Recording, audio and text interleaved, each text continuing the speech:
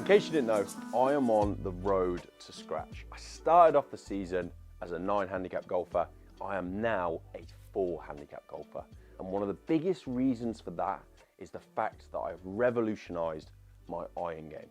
That's right, my ball striking with an iron was absolutely terrible. And now, safe to say, it must be one of the best parts of my game. I feel like I'm hitting my irons further than ever, and I feel like my strike is way more consistent. And there is one thing that I've worked on that's made a humongous difference. And today, it is all about that one thing, because the chances are if it's helped me, it could also help you. So let's go through it. So first of all, let's set the scene. And let's talk about where I was actually going wrong. So if you looked at my swing 6 months ago, one of the biggest issues that I had was I was inconsistent with ball striking. My irons were literally going nowhere. Like, I was swinging the club 10, 15 miles an hour quicker than some of my friends, and yet they're hitting their irons further than me. That clearly tells you there is a mechanics and technical error going on. And I can't stand people hitting the ball further than me. Yeah, my ego's big, all right, fact. But it was just so demoralizing. And whenever I would hit a ball, it would just feel horrendous. Like, it would just feel slappy, it feel inconsistent. And the worst part, the ball would go straight up in the air. So if the wind picked up, mate, I might as well get in the car and walk home because I was useless. So the big thing and the issue that I found when speaking to my friends, having lessons with Lee, was the fact that when I was coming through the ball, my club face was like this. I mean, look at that face angle. It's literally up in the sky. There's nowhere else that ball is going. Not only does it puts loft on the club, it just creates no compression. You lose lag on your hands. There's just so much power being lost and so much consistency lost too by the simple fact, how can you time this? So one of the biggest things that I worked on, and one of the things that we're going to go through today, is how we can look to actually get them hands consistently ahead of the ball and actually get a bit of lag on that club to not only bring your club face more square for longer, but also bring in a true loft and actually get the ball flying the right distance it probably should be and consistently. Let's first talk about the first thing that I did. Feeling that's changed my game first of all is this idea of a strong left wrist, okay? Changed my game. For ages I was like trying to, I had friends being like, oh, just feel like you don't hit the ball through impact, like try and delay your hands as long as possible. But that never really worked for me. The biggest feeling that helped me get there was this idea that I created a strong left wrist and I almost pushed my knuckle down. Because automatically when I do that, look at how the face is automatically nice and square where it should be. It's a true loft, and there's no way in how, if I hold a strong left wrist through contact, that I can flick. Just no way. It completely stopped me in my tracks. So the biggest thing that I did was this, and I just started small. I literally was just like, do you know what?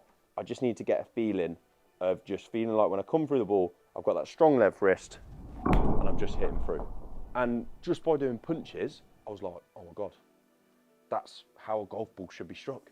Rather than it feeling like pathetic and like, oh, like this, all of a sudden I was creating compression. I felt like the ball was coming out lower. But then I started to move into the other sides of it and realizing that, I struggled with coming over the top. I was like, which is mainly because my hands and everything are coming in the wrong direction, but if I have a strong left wrist, the club naturally comes a bit more inside. Like, there's just so many things. And it all started to come together. So the first thing and the biggest thing that I want to mention to you is, if you feel like your ball striking has just gone, you're not hitting the ball far at all, have a look at your wrist, left wrist, through contact. See if them hands are in front of the ball, and this will be one of the easiest ways that you can start getting yourself on the right track. And again, start small, and then once you can soon get them chips going, you get some consistency to it, bring it into a full swing, and all of a sudden, you're gonna have an iron game, mate. And that's revolutionary. Now, just like most things, we figure out the problem, yeah? But actually the hardest part is doing the work to correct the problem, which is why the next things I'm going to talk about is how you can actually put this to work, how you can put the work in at the range to actually make this change. And one of the biggest things that I did was video my swing from a side angle every time I went to the range. Because if I slow the swing down, it was the easiest thing to see, where are my hands coming through impact? Where is my wrist, okay? And just by making sure that I'm focusing and seeing how my wrist is coming through the ball in detail, I can then go, do you know what? I need to continue to work on that, because it's so easy to do it for 1 or 2 sessions, right? I'm like, oh, I've completed golf. And then all of a sudden a week later, you go back to the same error, okay? If we really want to implement the habit and the change, we've got to practice it back to back to back. And just videoing it every time you're at the range will make a big, big difference. And then hopefully over time, it should correlate to the golf course. And all of a sudden, you're going to start getting some confidence and feeling back with your irons that, you know what, I can really hit these things again. So that was step number 1. Step number 2 was actually just trying to play more of a shot that you want to see. So for me, I wanted to hit a draw, okay? Strong left wrist is really going to help, you know, strengthen up your club. It's also going to help make sure your hands are in front of the ball. It's also, one thing people don't understand is how much it can help bring the club a bit more on the inside, as opposed to being so over the top, which is the problem with most high handicap golfers. Where you look at most professionals, yes, they like to hit, a lot of pros like to hit a cut as well for control, but a lot of them hit a nice, steady draw, including myself. It's powerful, I feel in control of it, and it works really well for me. So one of the biggest things that I worked on was trying to get that little draw back. It was trying to focus on, actually, I'm gonna aim a little bit out to the right here and get some confidence from my ball striking, that I can just move the ball around and almost hold my hands off a little bit. Now, the good part, look at that draw, perfect. There's a little bit left, but we'll take it. But one of the biggest things, again, that I was struggling with was not clearing my hips properly. Now, again, most of the time when you're flicking, your hips stay there, yeah? I knew if I could actually bring this club face a bit more neutral, right, my then hips are naturally gonna have to rotate more, because otherwise I'm literally gonna put it out here. So by automatically just, again, creating this strong left wrist through the ball, I naturally then found my hips just working a little bit harder. And it just all of a sudden changed the way I was hitting the ball.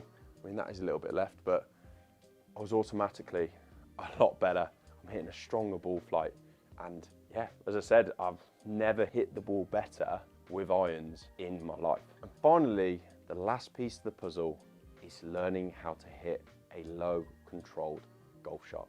I struggled with this for years.